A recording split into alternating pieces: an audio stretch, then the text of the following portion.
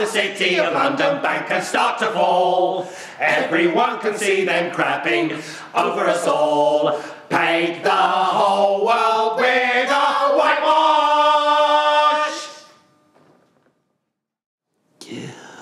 One skin, two skin, three skin, four... George, hello. What are you up to? I'm peeling bananas so that we have enough skin to slip on.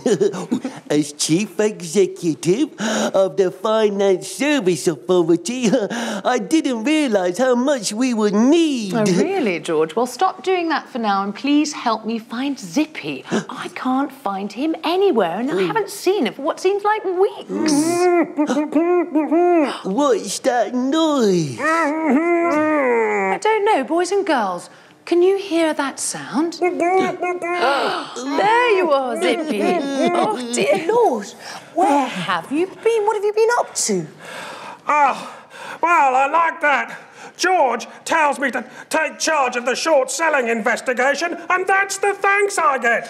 Zipped up and shut up and told in no uncertain terms that my chances of a career post-FSA very much depend on me keeping my mouth shut. Me, Zippy, told to keep my nose clean. And then they zipped me up and left me down there for God knows how long. Zippy zipped. Now, George, Zippy, stop that. Otherwise, I shall never let you take charge of an important investigation again. Aww. Ah, Bungle, am I glad to see you. But where have you been? And, what on earth are you wearing? Sorry I'm late, Geoffrey. I had a bit of a late night. Well, quite a few late nights, actually. Well, what on earth have you been up to, then? Well, you know, Geoffrey, I've been out with the compliance team, Rod, Jane and Freddie, and a few of our friends at the Square Mile.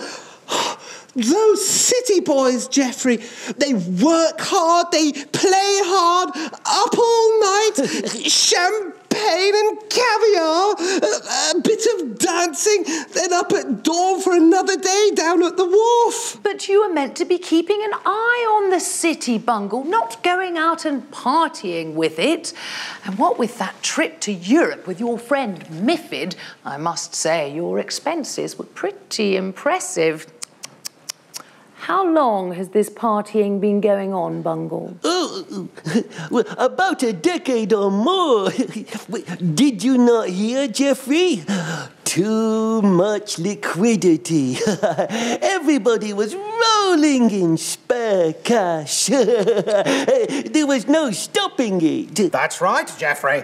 It was party time in the city, and everybody was at it, designing ever more exotic instruments to skin investors. I mean, to sell to experienced traders fully aware of the dangers of dealing in derivatives. But we're the FSA. We're designed to put a stop to excess. We were designed to be the eyes and the ears of the city, prevent people being ripped off, not going out partying with them night after night. Now